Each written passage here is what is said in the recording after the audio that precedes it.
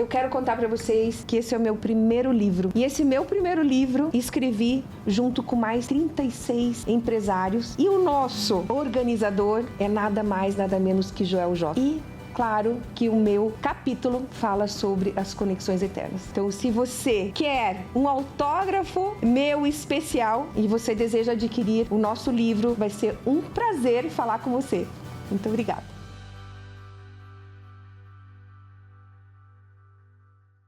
Olá, seja muito bem-vindo ao novo Supera Batel Aqua Verde.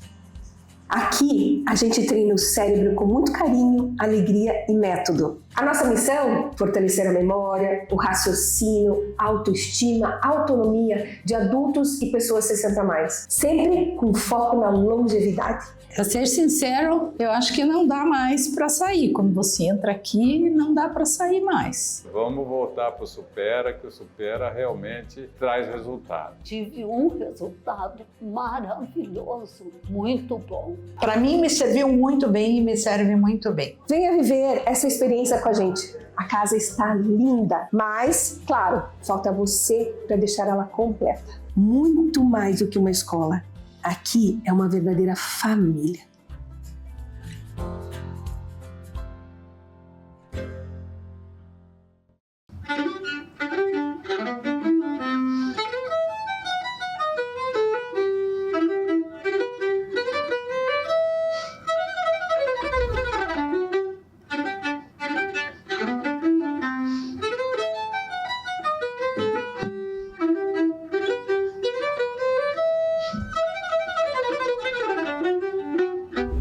Olá, olá! Seja muito bem-vindo. Você está no Conexões Eternas Podcast. Eu sou Andréia Valério e eu quero começar lembrando você para se inscrever no canal. Já vai lá no YouTube, põe inscrever-se, dá o like no episódio e também lembra de comentar e ativar o sininho. Se você precisar de ajuda, me pergunta que eu vou te ajudar como fazer isso. E eu quero também trazer que eu não contei para vocês sobre um sonho realizado. Meu primeiro livro, ele foi escrito junto com mais 36 empresários. E nosso organizador desse livro, fiquei até emocionada, nada mais, nada menos que Joel J. Então, ele escreveu o prefácio e ele nos motivou a escrever esse nosso livro. Se você tem interesse em adquirir, claro que só para contar qual é o nome do meu capítulo, Conexões Eternas. Se você quer adquirir o meu livro e eu mandar para você com todo carinho, me chama no direct, Andréia Valério Oficial. Vai ser um prazer te escrever uma dedicatória. Olha, ó. Já comecei animada esse podcast. E aí, uma coisa que eu fiquei pensando, falei, nunca contei para os meus ouvintes, porque eu nunca apresento o meu convidado, né? Eu não faço uma mini biografia. Por quê? Porque é um tempo tão curto do episódio, eu gosto de ir contando, vocês vão conhecendo a pessoa conforme a gente vai conversando. Fica muito mais bonito e mais real, né? Não apenas um currículo. Muito bem, então hoje eu quero contar para vocês que o meu convidado, ele é da área da música. Olha só, eu falei, eu preciso de alguém da área da música que lá em casa, eu e meu filho, a gente ama. E ele é músico, eu não vou falar o instrumento, porque ele já toca vários instrumentos e ele vai contar a história dele aqui e compartilhar com a gente. Cláudio Menandro de Oliveira. Seja muito bem-vindo, Cláudio. Muito obrigado, Andréia. Um prazer ter você aqui, né? Nossa, as pessoas, assim, das artes, da música, são pessoas diferentes. Mas não é? Você acha que... Eu acho que eu falei, exagerei? Acho que são um pouquinho diferentes. Conta, por quê? Porque o mundo delas é um mundo diferente desse mundo do dia a dia, da maioria das pessoas. Desses trabalhos com horário para começar, para terminar, uma coisa meio agitada. Quem trabalha com arte tem que se recolher um pouquinho para para conseguir acessar esse outro universo, né? Que você precisa de uma certa calma, de uma certa serenidade para produzir, seja seus desenhos, suas pinturas, criando formas, seja em literatura, seja com música, com sons.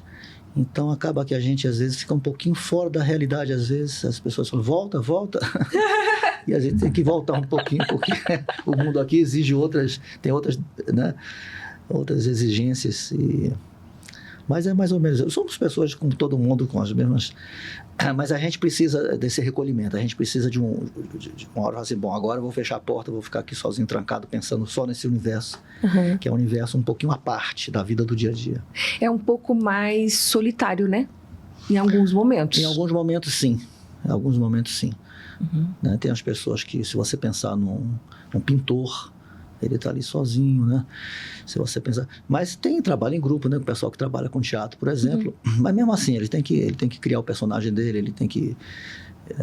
quando ele está sozinho no quarto dele, tentando entender a situação, tentando entender o personagem e decorar a sua fala, enfim. Tem esse momento de estar a sós mesmo, para depois fazer a coisa em grupo. Até imagino, assim, quando você compõe, porque você é compositor, né, Cláudio? Sim. Olha que chique! Conta um pouquinho isso. Olha, isso começou... assim, tarde, né? Eu tenho alguns alunos que com 17, 18 anos já falam em compor, já tem algumas coisas. Eu sempre achei que isso era uma coisa... era para outras pessoas, era uma coisa muito elevada para mim, criar. A coisa de criar, eu sempre achei sensacional. Criar, né? Você toca... Tem tanta coisa... Nós, músicos, intérpretes... a gente se debruça sobre material criado por outras pessoas. E você fica, puxa, mas deve ser incrível. Eu pensava, o compositor ouvir a música dele interpretada por outras pessoas, né? Quer dizer, a música, o que ele criou atingiu outras pessoas, sensibilizou outras pessoas. Mas eu achava que eu não tinha jeito para isso. Eu, como sempre gostei de instrumentos, sempre gostei de tocar. Então, eu fiquei me dedicando ao instrumento. Comecei com violão, depois passei para experimentar outra coisa. Mas tentava fazer quando era garoto. Fiz uma música para uma amiga, eu e um outro amigo, a gente fez uma música entre um grupinho de amigos, mas uma coisinha assim, sem nenhuma pretensão. Aí mais tarde isso começou, eu já tinha o quê? Uns quase 40 anos. Quando eu fiz o meu primeiro choro, que eu fiz, eu acho que ficou interessante. Que eu tenho uma autocrítica, um senso de autocrítica muito grande. Eu sei. Eu sei, você é professor do meu filho. Então, e eu agradeço que seja crítico, eu acho que é fantástico. Se não for assim, você não vai para frente, né? E são esses professores que a gente lembra lá na frente. Aquele professor que exige, que gosta de qualidade, que não é qualquer coisa, né? Você é exigente, eu sei, porque ele fala. Ele fala, mãe, eu gosto. Porque tem um professor bonzinho, né? Exato. Ele chega ali e já dá uma música pro cara. O cara não sabe nem botar os dedos no instrumento, mas você fala que ele tá tocando uma música, ele se anima. Claro que a gente faz isso a partir do momento que é possível fazer isso, porque isso estimula o aluno, evidentemente. Mas não de início. Então, até para afinar o instrumento, tem professor que deixa de qualquer jeito. Não, a primeira coisa é afinar um instrumento. Então, eu sou o tipo de professor que eu acho que realmente acontece isso. O cara fala, aquele cara é meio exigente, meio chato, às vezes. Mas depois o cara vai falar, quem seguir adiante, ele vai falar, isso era necessário, que bom que ele exigiu isso de mim. Cláudio, conta só essa trajetória, quando que você começou? Quando que despertou essa vontade? Mas você começou lá bem cedo tocando. Eu nasci em Salvador, né? Eu sou baiano. Morei até os 12 anos em Salvador. Baiano, mas com sotaque carioca. Não? É uma mistura, bichinha. É uma mistura. Mas conta, desculpa. Já perdi o da Bahia. Da Bahia eu perdi. Tem algumas coisinhas que a gente ainda nota de vez em quando. Às vezes eu falo o O um pouco aberto demais. Entendi. O E um pouco... Mas, de modo geral, eu já perdi bastante. Eu saí muito cedo, né? Mas o meu pai gostava muito de música. Minha mãe também, mas meu pai adorava. E meu pai gostava de ouvir canções norte-americanas. Adorava Frank Sinatra, Nat King Cole, Bing Crosby. E eu ouvi aquilo. E eu lembro dele falar que, quando eu era bem pequeno, eu falava, pai... bota agacho. É aquela I've got you under my skin. Então eu não sabia nem falar. Agacho.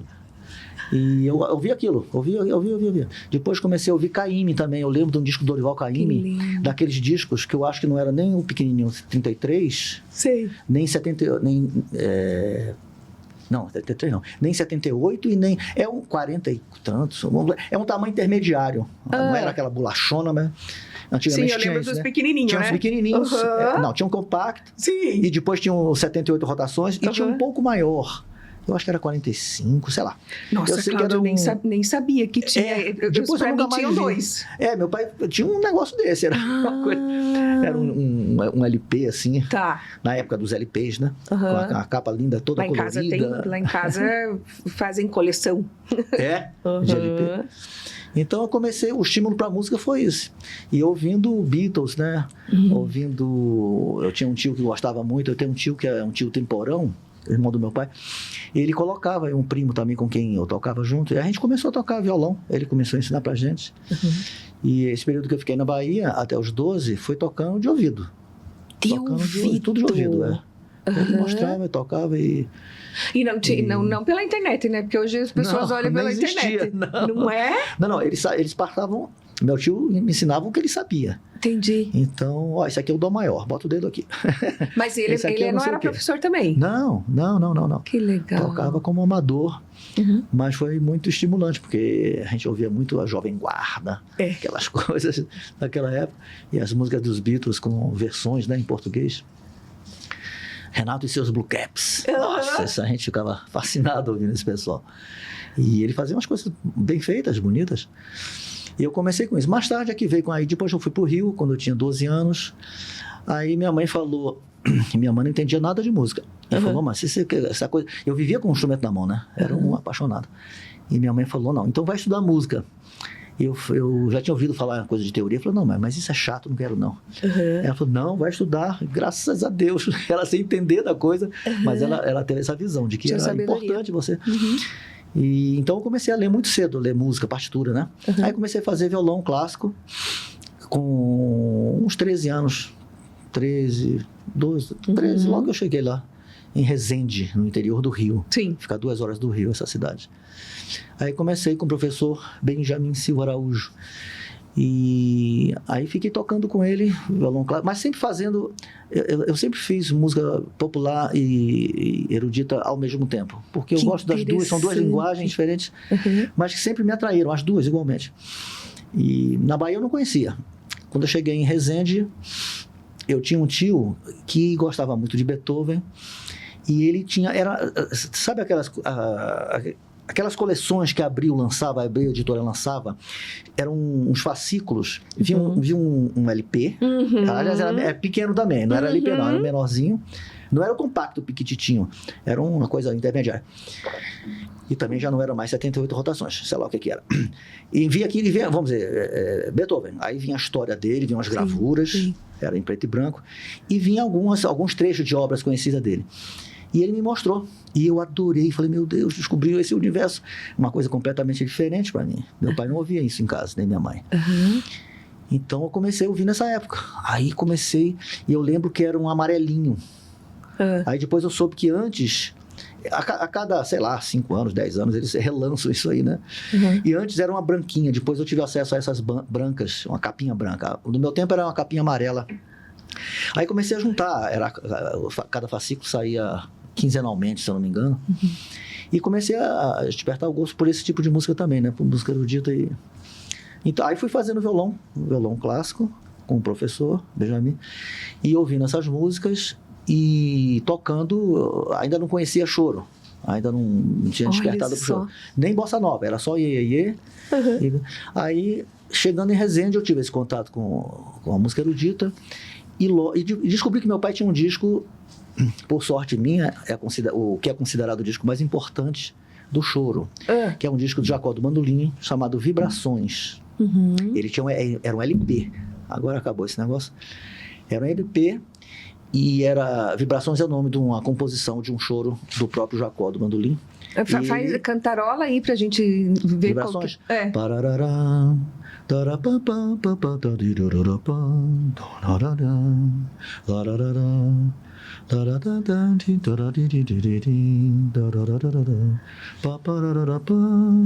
Lindo, é um choro lento, muito bonito. E esse choro deu título ao LP na época, né? Aham.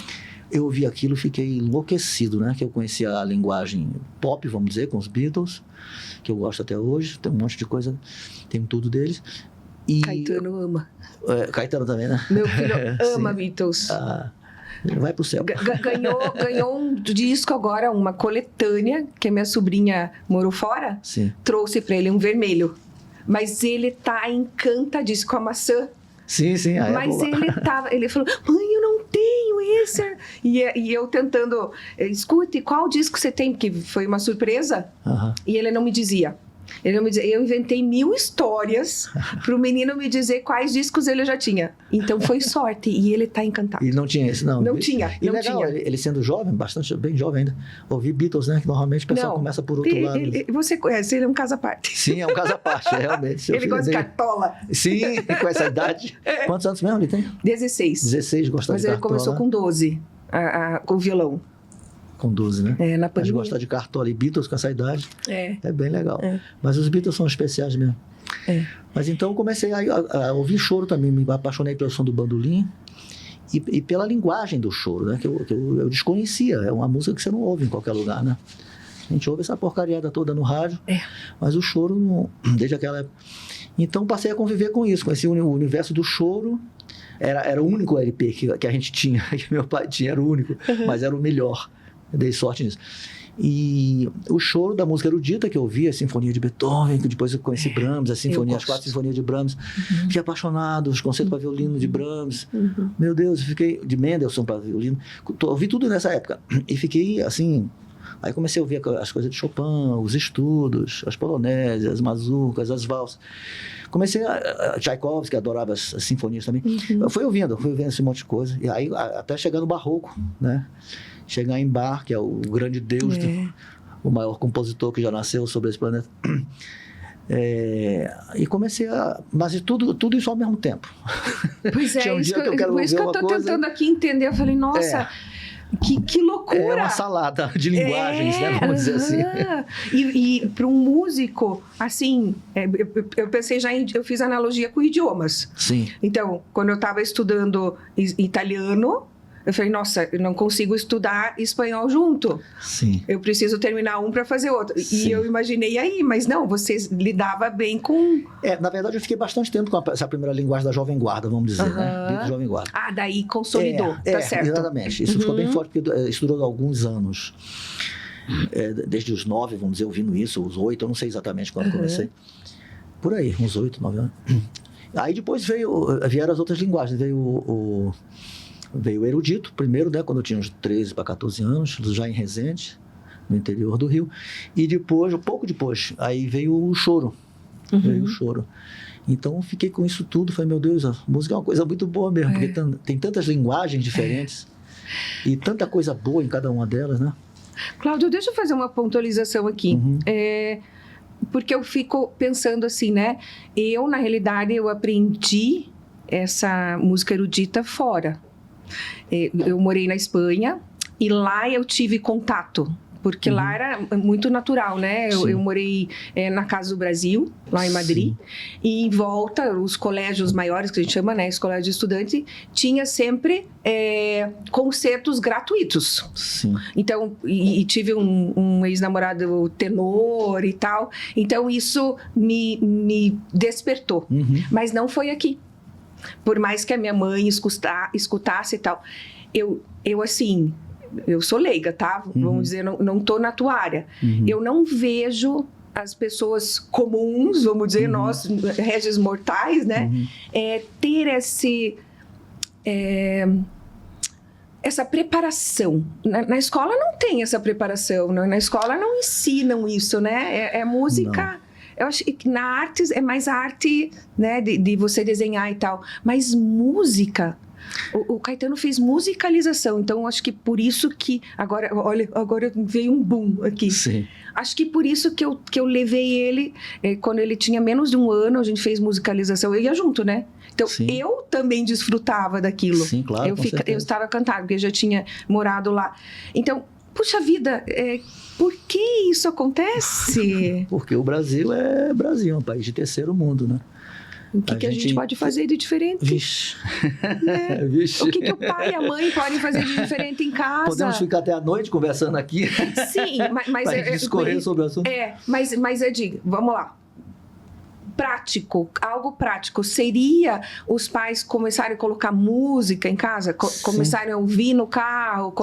Seria É um problema cultural. É cultural. Se os pais não ouvem, os filhos não ouvem. Eu dou aula para muitos alunos novinhos, assim, Sim. e eu pergunto para ele, claro, a criança ouve o que se está ouvindo em casa, né? O que os pais ouvem, ou um tio, eventualmente um avô. Quando fica mais maiorzinho, aí que os coleguinha, adolescente, fui na casa de um amigo, ele estava ouvindo um disco de jazz, nunca tinha ouvido jazz.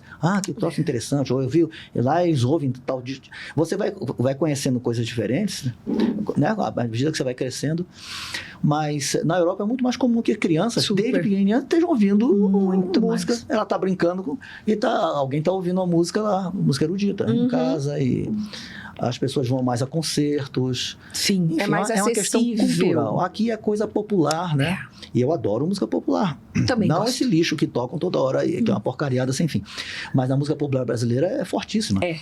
Agora, mas é só isso, é praticamente isso. Então o negócio, os pais que gostam, coloquem para os seus filhos, coloquem em casa, para eles se acostumarem com aquele tipo de sonoridade. Até a sonoridade, música clássica é para dormir, aquele violininho assim, aquela coisa, entendeu? As pessoas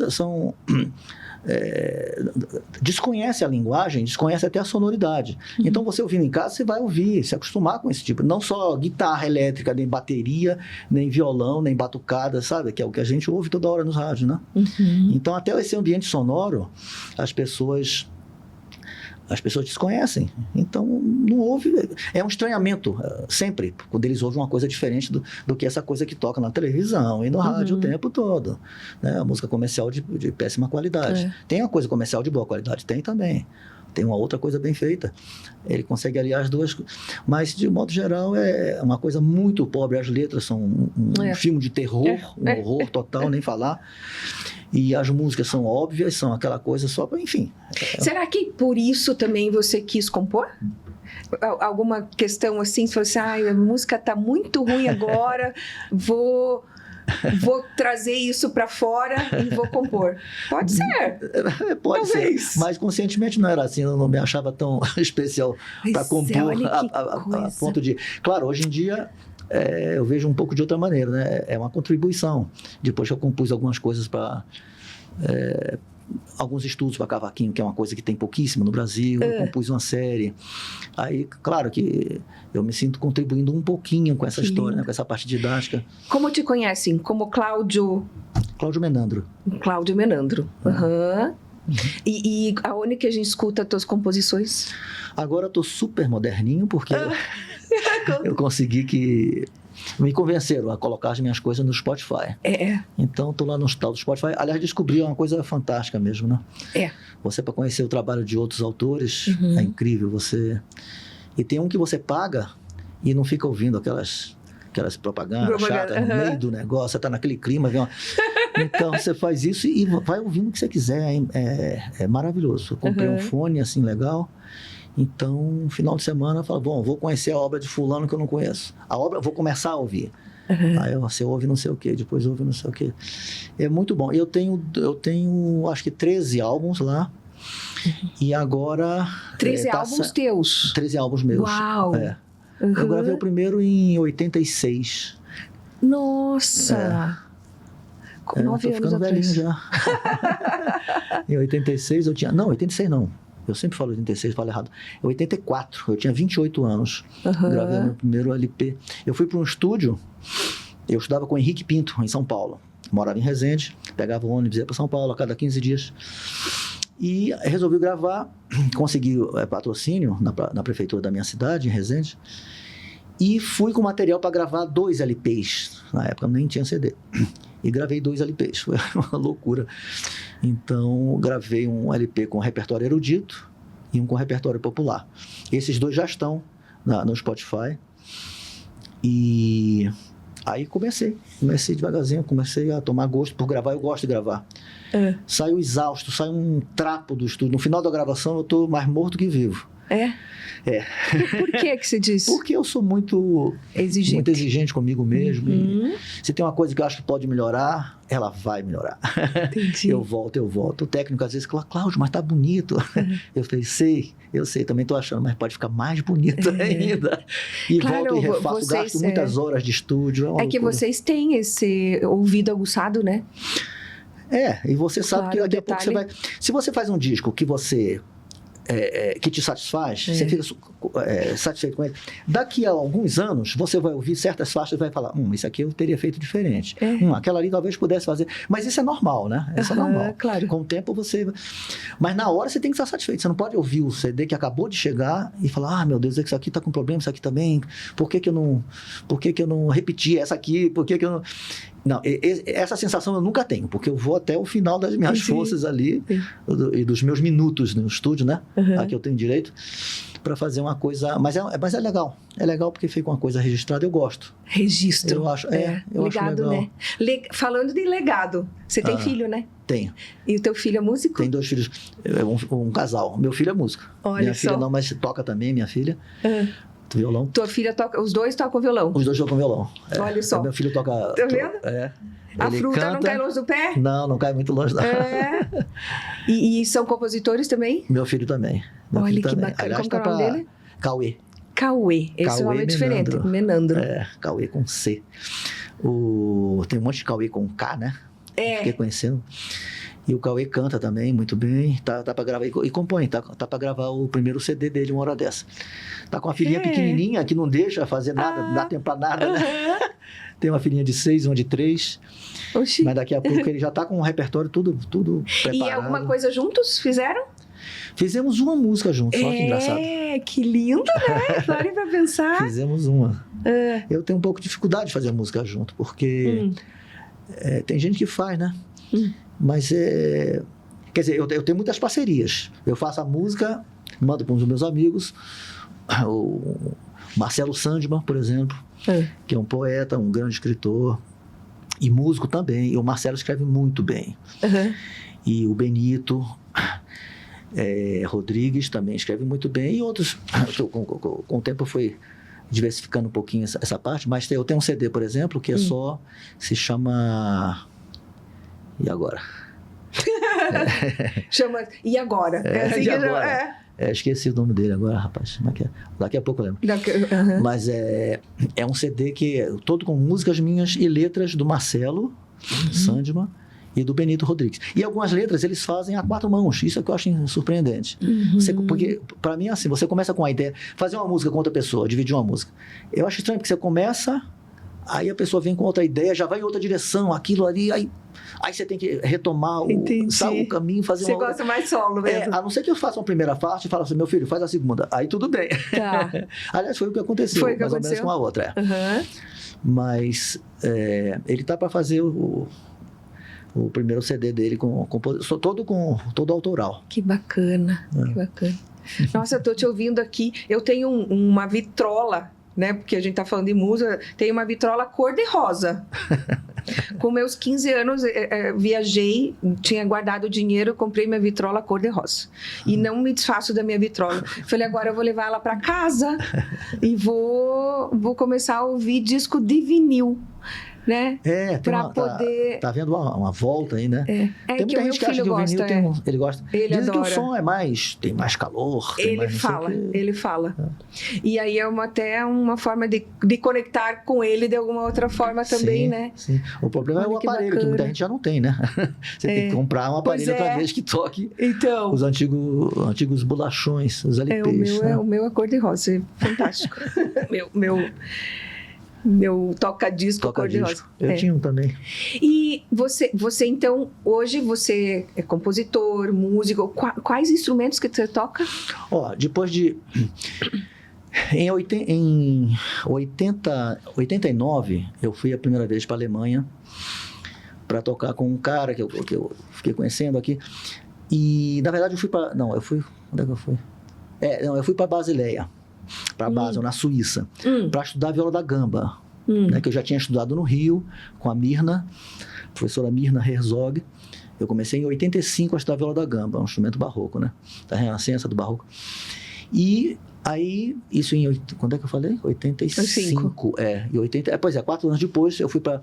Aí eu estudei com outras pessoas lá também, aproveitei para estudar violão erudito um pouco também, e conhecer pessoas. Então, a partir desse momento eu comecei... Um dia a gente tinha que viajar para o norte da Alemanha. Nós tocávamos em trio. Eu, no violão, o Gilson de Assis na percussão, brasileiro, e o Ahmed, que apesar do nome árabe, é um alemão. O Ahmed tocava violão também, 2 violões de percussão.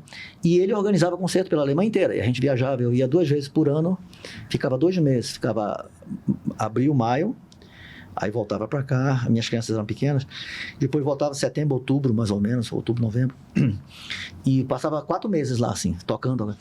E uma dessas idas ao norte da Alemanha, teve uma vez que a gente foi a gente passou a fronteira lá, foi na Dinamarca, uma cidadezinha bem próxima da fronteira. E aí, eram muitas horas, eu falei, sabe uma coisa, eu vou finalmente pegar o bandolim para estudar. Porque o bandolim tem uma afinação diferente do violão, do cavaquinho. O tipo de afinação, né? Afinação em quintas, como a gente fala. Os intervalos entre as cordas. O que faz com que a mão esquerda fique completamente diferente. Os acordes que você faz num instrumento são completamente diferentes dos outros. Você tem que colocar o dedo em outros lugares. Você pressiona as mesmas notas, mas em lugares diferentes. Tudo diferente. E eu tinha preguiça, falei, meu Deus, vou ter que mudar tudo. Mas foi legal. Comprei um bandolim simplesinho e fui tocando. Falei, bicho, se aguenta aí os 2 na frente. Eu ficava no banco de trás, botava um lenço, uma meia. Eu gosto muito de pegar meia e botar assim para não fazer barulho, para não infernizar muito os caras. E ia tocando, me acostumando com aquela afinação. Sol, Ré, Lá, Mi, do grave pro agudo. E fui fazendo os acordes. O Dó maior aqui. O Sol é aqui, não sei o que é aqui. Aí comecei a tocar bandolim. Autodidata também. Autodidata, Já tinha coisa do violão, né? O cavaquinho foi sozinho também.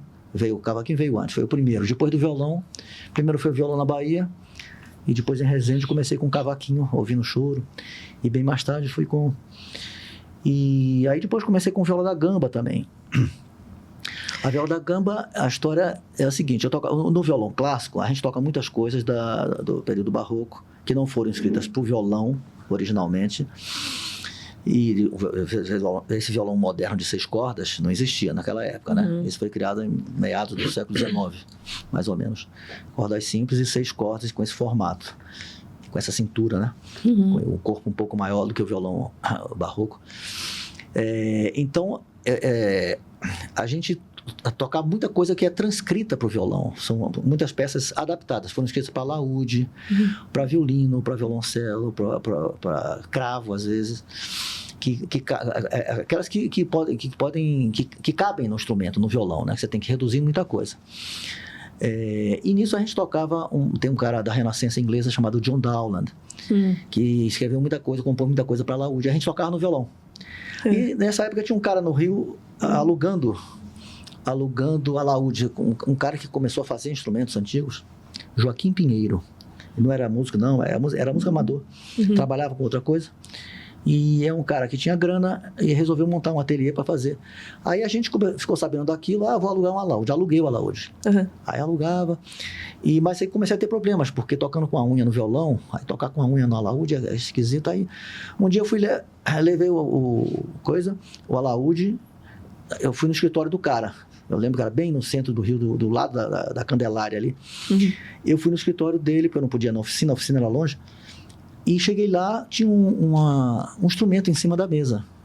E a secretária falou assim, o seu Joaquim já vem, só pode sentar e esperar. Eu falei, tá bom, obrigado. Sentei e vi um instrumento na mesa. Aí ele começou a demorar, eu levantei devagarzinho. Fui olhar o instrumento, era uma viola da gamba. Eu falei, esse instrumento é um instrumento de arco, mas tem trastes. O que é isso? Porque a viola da gamba tem traste até a 7ª casa. E aí começou a minha história com a viola da gamba. Aí comecei a estudar a viola também. Dali. Olha só. Mas você é muito curioso, né, Cláudio? Sou.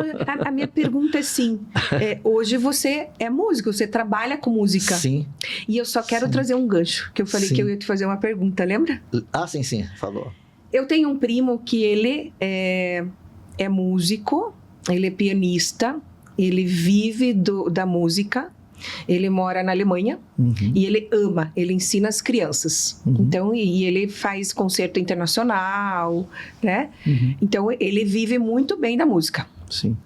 Aí eu escuto pessoas que dizem assim, nossa, eu amo tocar. E aí vem outros, os pais que dizem assim, não, mas como que você vai viver da música? Sobreviver da música.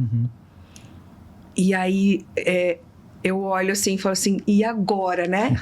Você, vamos dizer, tolher um talento. É difícil isso, né? Porque eu fico pensando assim, tudo bem, o pai, a mãe, eles fazem o que eles aprenderam, né? Viver da música, não dá para viver da música, sobreviver. Mas o que você diria com relação a isso? De verdade, assim. De verdade. É uma pergunta Sim. desafiadora, né? Sim. Mas é aquilo que eu te disse, a gente pode ajudar ou não as pessoas, né? Agora. Olha, essa preocupação dos pais é legítima, né? Porque num país onde não se valoriza muito a cultura, como o nosso, tudo fica mais difícil. Tudo fica mais difícil. Viver lá fora também, no exterior, até na Europa, em países como França, Alemanha, também é mais difícil do que outras profissões, né? De modo geral, a música é mais difícil mesmo. Só que lá, a valorização do músico, do artista, é bem diferente daqui, né? Do que acontece aqui no Brasil. O que eu digo para alguns alunos é o seguinte, por exemplo, tem um aluno que está fazendo... O que ele está fazendo? Acho que é direito.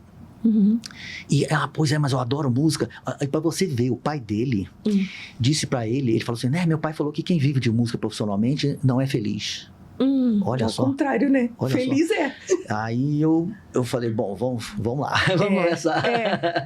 É o pai do cara que está dizendo isso. Tem uma força muito grande. Sim. Eu não contradisse. Tá certo. Mas eu falei, olha, eu sou feliz. Legal. Tem muita gente que é feliz.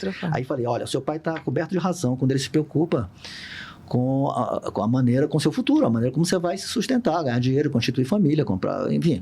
É complicado mesmo. Você está fazendo direito? Estou fazendo. Eu falei, então faça direito, faça. E leve a música paralelamente. Vai fazendo os dois juntos. É mais difícil. Você não pode se dedicar, estudar 4 horas por dia do instrumento como você gostaria. Estude 2. Não deu, estude 1h30, 1h30. Vai fazendo, porque uma hora você vai ver o que acontece. Você vai ver. Por exemplo, tem um cara chamado Arnaldo Cohen, não sei como é que fala. É um grande pianista brasileiro. Acho que é radicado em Londres há muito tempo. O Arnaldo é incrível, já vi ele tocando. E ele estudou até o 2º ano, não esqueci agora o que era. Matemática, eu acho. Não lembro que ele estudou. Alguma coisa. Não sei quem E de uma hora ele falou, opa, não, vai ser música. Turíbio Santos, um violão, estudou, acho que arquitetura. Até o 1º, o 2º ano também. O Ginga, o grande compositor Ginga, que pouca gente conhece, grandíssimo, um gênio. O Ginga era dentista. O Ginga tratou dos dentes do Rafael Rabelo, aquele fenômeno do violão. Hoje nós temos o Yamandu Costa. Antigamente era o Rafael Rabelo, um monstro. No Rio, ele morreu prematuramente. Naquela época da AIDS, com sangue contaminado. Ele não era gay nem nada, sangue contaminado. Ele teve um acidente de carro. Mas, enfim. O Rafael... onde é que eu estava falando? Eu estava no... Que eles tiveram outras profissões. O Ginga, sim. O Ginga tratava dos dentes do Rafael Rabelo. Aí teve uma hora que Ginga, falou, não, um dia ele falou sobre isso. Ele falou, não, depois eu desisti, não dava para conciliar as duas coisas, minha carreira já estava deslanchando, eu resolvi parar minha carreira de dentista, fiquei só com música. Então, é possível você... O que eu falo para os jovens é isso. O que você gosta além de música? Eu sempre pergunto isso. Não sei o quê. Eu falei, então faz faculdade disso. Professor, mas eu queria me dedicar logo cedo. Mas faz essas duas coisas. Vai ser bom para os seus pais, eles vão ficar mais tranquilos. E você também vai ficar mais tranquilo. E depois, dependendo da sua profissão, claro, aí vai depender, né? Se você pode trabalhar meio período e dedicar o resto do tempo à música, dependendo da profissão, dá para fazer isso. Mas, enfim, as coisas... Você vai ver depois. Não desista agora, não. Está muito cedo para desistir. Faça uma outra faculdade, vai ser bom para sua cabeça. Mesmo que você não pratique não exerça aquela profissão, estudar é sempre bom. A melhor coisa do mundo é estudar, é ler, é estudar, adquirir conhecimento. Estudar também, né? É estudar também. E também traz, nossa, o aconchego, música, como que uma pessoa pode viver sem música? Não tem como a gente viver sem música. Não tem mesmo. Né? Na alegria e na tristeza você está ouvindo música. Tem as músicas de fossa, né? Sim. E a música de de festa, de celebração, enfim. Pra E a vários música momentos. de concentração, né? Sim, sim. O Mozart diz que ele traz essa parte de se concentrar e tal. A música é um universo gigantesco, né? Mas eu gostei muito dessa tua... Então eu estou no caminho certo. Porque bota o moleque para estudar outra penso coisa. assim também. Penso dessa leve forma. paralelamente, leve as duas coisas. Não precisa abdicar da Não. tua paixão e do Não, teu talento. Nunca, não faça isso. Nunca mais. Exatamente. Vou contar uma historinha. Conte. Uma época Adoro histórias. Uma época eu estava fazendo um curso no Rio. Esse foi quando, meu Deus? Sei lá. Faz um tempão. Eu estava fazendo 70 e alguma coisa. 77. Eu estava fazendo, fiz o meu primeiro curso com o Turíbio Santos. Não eram aulas particulares, eram aulas em grupo. Aqueles cursos de uma semana, né? Uhum. E aí a gente ia todo dia lá, 3 horas por dia, não sei. Aí fiquei na casa da minha tia, eu morava no interior do Rio. Fiquei na Tijuca, na casa da minha tia, e ia fazer as aulas. E aí apareceu um cara, no segundo dia apareceu um cara tocando bem pra burro, né? Eu lembro do nome dele até hoje, isso me marcou tanto, o Oswaldo. Uhum. Chegou um cara lá, com violão bacana, assim, e tocando bem e tudo. E a gente, o Oswaldo toca, né? Todo garotado, molecada, assim. Como toca bem. Aí foi no dia seguinte, aí o outro dia faltou, aí depois voltou. Aí depois me contaram a história do cara. O cara era de uma família riquíssima, e a família queria que ele seguisse a tradição da família, que continuasse com as empresas, não sei o quê. E o cara queria fazer música. Entendeu? Então o cara vivia assim, meio... Ele era meio engraçado, ele tinha um ar meio triste, assim, sabe? Ele via aquele monte de garoto tocando, falando de música e não sei o quê. Aí, sei lá, de certo na cabeça dele, agora eu tenho que voltar para pensar nas coisas da empresa. Quer dizer, dá até para conciliar. Mas no caso dele... era uma coisa complicada. O cara, ele queria ser músico profissional. Depois eu fiquei sabendo através de outras pessoas. Tem um cara hoje em dia, um Marcelo Caiate, que é um grande violonista clássico do Brasil, que parece que, eu não conheço ele, mas parece que ele concilia essas duas coisas. Ele também tem uma família com empresas e tudo, e ele conseguiu levar essas coisas paralelamente. Ele tem vários vídeos, toca super bem, é um grande concertista de violão clássico. Então ele conseguiu. Então, isso é uma inspiração. É possível. É inspiração. É possível, tem que ter paciência. Agora, não pode largar um instrumento. Largou o instrumento, você desanima. O que é largar o instrumento? Deixar de tocar, deixar de estudar. Entendi. O cara que fica só tocando, tudo bem, tô tocando, tá te deixando feliz. Eu acho que a arte é isso, né? Você se expressa e aquilo te faz feliz, entrou na sua vida, te fez bem, tá legal. Agora, se você quer se desenvolver com o instrumento, você quer ir além de tocar 3 acordes e cantar alguma música, o que é super legal também, mas se você quer ir além, você tem que estudar. Você tem que estudar, você tem que... É como um atleta. 4 horas por dia, você falou. Não. Mas 4 no horas mínimo... Depende. Mas estudar todos os dias. Todos os dias. Isso é importante. Tira um dia... O que eu falo para eles é o seguinte, tira um dia na semana para não estudar. Vamos dizer, domingo, sei lá. Tira um dia. Vai fazer outra coisa. Fala pra garotada, vai namorar, vai jogar bola, vai pro cinema, vai não sei o quê. Aí você volta na segunda, eu lembro que eu voltava na segunda assim querendo comer o violão, né? De saudade, tava saudade. Ai, você começa a se acostumar com o estudo. Entra na sua rotina, no começo estranha, né? O garoto, até hoje em dia, com essa facilidade de internet, com esse negócio, tem coisas muito boas, a internet pode ser maravilhosa e pode ser péssima. Depende do uso que se faz, né? Mas se você não largar, se você mantiver o estudo, mas estudar, não é tocar. Tocar é uma coisa, estudar é outra. É como se você você quer ser escultor, você tem a sua faquinha ali, seu cinzel, como é que fala? E você vai ter que afiar aquilo, senão você não consegue cortar ali o mármore, o material. Sim, a constância, né? A constância. É como atleta, eu faço sempre essa comparação. É um atleta, você tem que estar todo dia fazendo exercício de resistência, fortalecendo o músculo tal, dependendo do esporte que você pratica. Enfim, você tem que estar praticando, né? Praticando. Direto. Se você fizer isso aí, conseguir fazer, você vai estudando a outra coisa, a família fica mais sossegada. Para você também vai ser legal, né? Sua cabeça fica, não, eu tenho um emprego aqui, eu tenho meu ganha-pão. Aí vai o garoto, conhece uma menina, a menina conhece o garoto, né? Quer casar, você já tem o seu emprego, você já fica mais tranquilo. Mas vai cultivando a sua paixão, porque não se larga uma paixão assim, não. Não é justo, né? Não é justo com você mesmo. Você sabe que quando eu era pequena, eu gostava de tocar piano. Eu tinha um pianinho de brinquedo e tocava de ouvido. Mas para mim aquilo era de ouvido, era brincando e tal. Aí lá vem minha mãe, né? Daí fui estudar piano. Sim, E bem isso, a professora fazia fazer exercício. sim. E os acordes e tal. Eu não gostava de fazer os Sim. acordes. Aham, Eu tinha bandinha, por isso desde Sim. pequena, né? sim.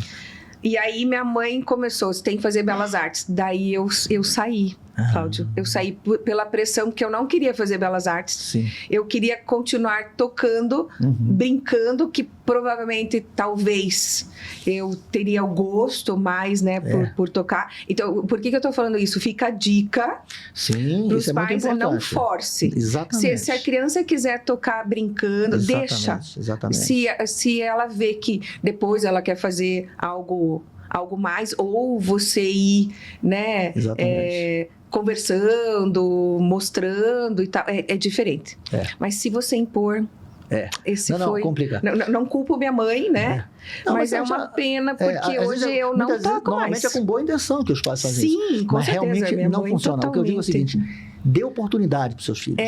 Dê oportunidade para ele tocar, leve na escola. Tem um amiguinho estudando não sei onde, leva lá. Só para ele ver, se ele, ele vai olhar, vai sentir um ambiente, vai ver aquele monte de som, de cada sala sai um som diferente, ele vai ver. Compre um instrumento, deixe em casa, dê oportunidade. Agora, forçar, claro, às vezes você tem que dar uma forçadinha, porque não, mas eu quero brincar, toca aqui com a minha filha, fala, vai, toca um pouquinho aqui, depois você vai brincar, toca um pouquinho. Exato. Se ele começa, aí ele vai entrando no clima. Se não entrar no clima, é melhor deixar. Melhor deixar, porque ele vai fazer como... Enfim. Exato. Né? Ou como hobby. Tá tudo certo. No meu caso ali, eu ouvi e me despertei pro show sozinho, só ouvindo aquele CD. Depois eu vi o Beethoven do meu tio, fiquei enlouquecido por mim mesmo. Que legal. Então, quando você impõe, complica. Cláudio, você é professor, né? Sim, eu dou aula no conservatório. Olha que chique, no conservatório. De MPB. Precisa fazer teste e tudo para entrar, Tem que fazer um testezinho. Quando o meu disse assim, mãe, eu vou fazer o teste.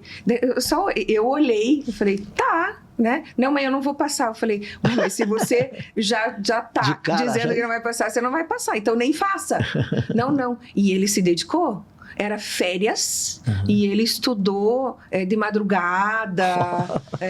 Mas ele você sabe muito dedicado. Ele tá me parecendo assim. Mas você sabe que essa coisa, os alunos têm essa ideia, né? Ficam preocupados. Mas, na verdade, você pode ir lá como iniciante do zero. Do zero. É bom o pessoal saber disso, né? O cara já toca 2 anos, já toca direitinho, e o iniciante consegue uma vaga, e o cara que toca 2 anos não consegue, porque depende da coisa do ensalamento. Então, por isso que toda vez que eu tenho que fazer esse discurso de início, porque eles ficam tremendo. Professor, eu tô tremendo. Mas eu sei que não é fácil passar com você. Não, é fácil. É fácil. Eu tinha entendido que não. Não é que fácil. Você é o mais exigente, assim, para passar. Mas é outra confusão que as pessoas fazem. Eu sou exigente. Eu não estou criticando, eu estou achando ótimo. Eu estou entendendo o que você está dizendo. Mas é o seguinte, como eu falei para você, se chega uma turma de... Eu estou com um aluno agora, por exemplo, que está começando do zero. Do zero, não saber pegar no violão. Então, se tiver eu estou com uma turma de iniciante ali. Abri uma turma de iniciante do zero. Tem uma pessoa, eu vou aceitar até uns 6 alunos, tem mais 5 vagas. Você chega, sou iniciante, pronto, sua vaga, você pode esse horário? Desde que você possa, consegue. O negócio é o ensalamento, não é quem toca melhor, entra, quem toca menos, não entra. Não tem isso, Cláudio, não é uma competição. Preste atenção, você, no nível hoje que você tá, né? Tantas coisas que você fez e tal, e você dá aula para quem tá começando, né? Eu acho uma delícia dar aula. Que coisa linda. Eu falo sempre, se eu ganhasse na loteria amanhã... de pensar nessa tua contribuição, assim. Mas é legal ver o aluno crescendo, é muito gostoso. Não é? Nossa, é tão bom. É tão bom ver ele mantendo o gosto, a coisa. Quando uns falam assim, nossa, caiu a ficha, nossa, é mesmo. Depois você olhar lá na frente, né? Dizer, olha, eu dei aula para esse. Teve um aluno que uma vez chegou para mim, ele chegou com um violãozinho safado, todo ruim, caindo aos pedaços. Eu olhava aquele e falei, pô, que vontade que esse cara tem de tocar. Super novo, moleque, super novo. Tinha o quê? 17 anos, eu acho. Aí chegou um pouquinho mais, 18 ou 19, no máximo 19. Ele chegou, aí chegou uma hora e falou assim, ele falava meio assim, o tranquinho, né? Aí ele falou assim, professor, eu tô oferecendo fazer belas artes no final do ano, fazer um concurso lá. E ele estava cheio de problemas, super talentoso, já tinha percebido isso, mas com vários problemas de colocação de ideia, postura, um monte de coisa. Quer fazer pro final do ano? Vai ter prova em setembro, outubro, sei lá. E eu quero fazer, o que você acha? Eu falei, acho que não é uma boa ainda não. Aí ele regalou um olho, como quem diz, pô, meu Deus, um professor tá me desanimando em vez de me animar. Professor, mas eu quero fazer. Eu falei, ué, você pode fazer, ué, se você quiser fazer, mas não é. Mas por que você não acha uma boa? Não, porque você vai entrar despreparado, mesmo que você entre. Se você fizer um tour de força, se você entrar, você vai... Sabe o cara que tá na piscina, eu dou sempre exemplo, eles dão risada. Você tá na piscina com um amigo, conversando com a galera ali, com a água batendo no queixo. Você vai ficar à vontade? É uma comparação meio idiota, mas não, funciona. Mas funciona com isso. Qualquer coisinha tá batendo. Você quer ficar com água no peito, com uma sobra, uma sobrinha, né? Não é legal? Eu falei, se você entrar, se você quiser, eu preparo você para fazer no final do ano que vem. Você vai entrar sabendo ler melhor, que você não está lendo, nem li a partitura. Seus dedos são tortos, suas mãos são tortas. Ele ficou assim, com a cara assim. Mas, não, tudo bem. Aí ficou assim, eu fiquei quieto. Não sou eu que vou decidir pelo aluno. Você sabe que ele fez isso aí? Que bacana. Ele fez. Eu comprei um violão, dei para ele. Nossa, comprei um violão para ele. Está brincando.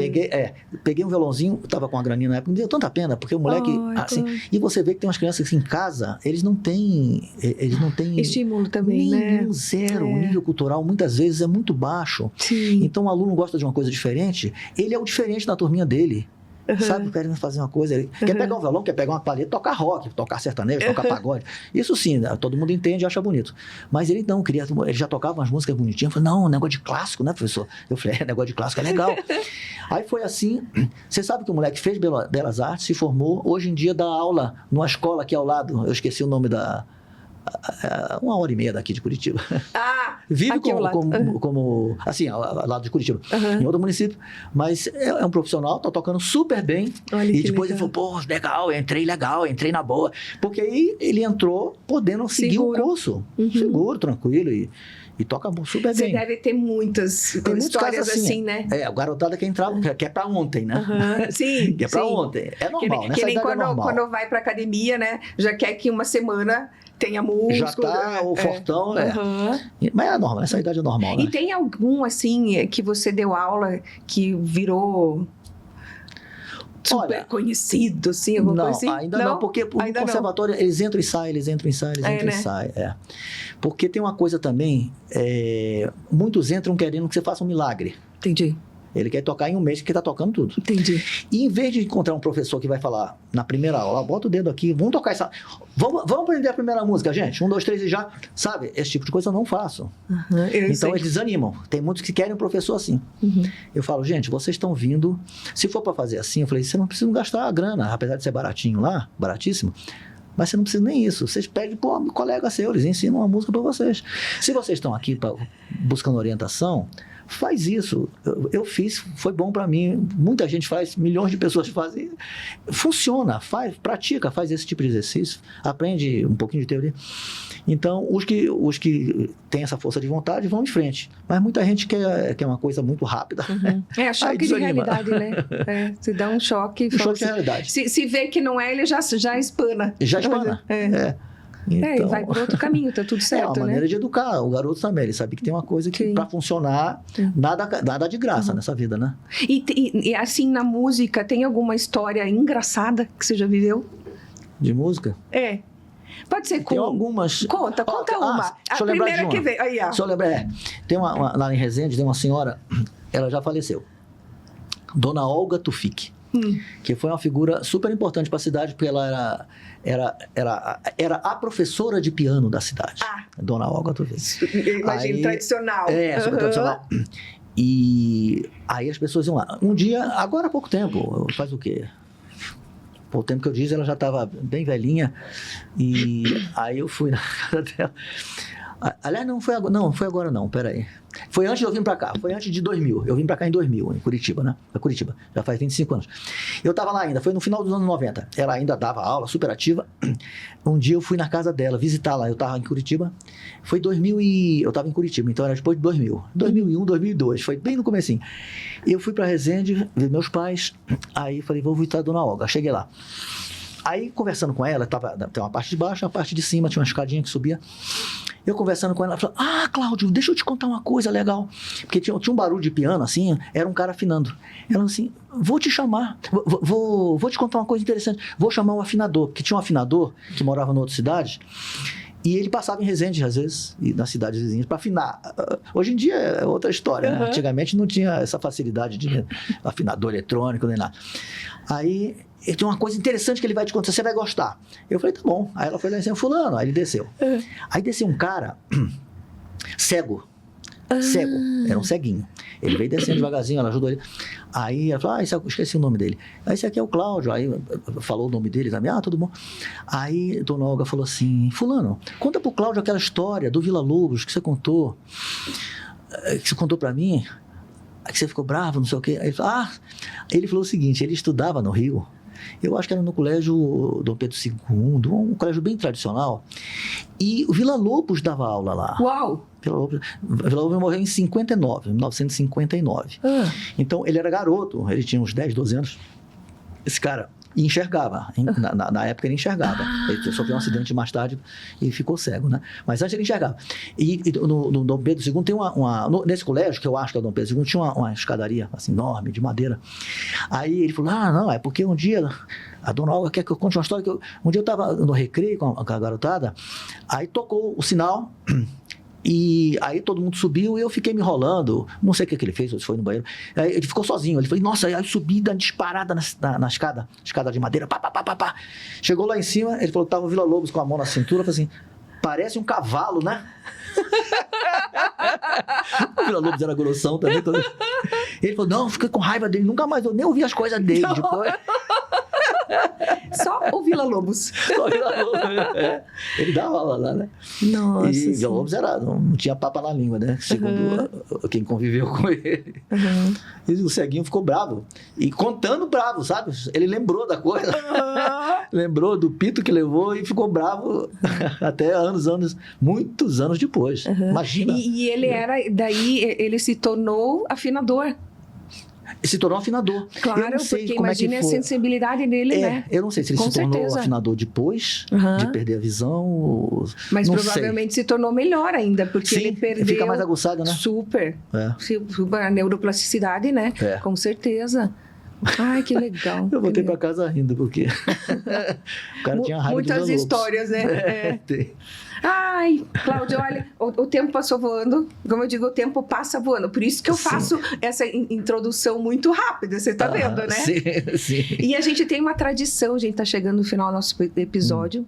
Temos uma tradição, eu peço um conselho sempre no final. Então, que conselho? Pensa assim, sempre digo, tem que ser do coração.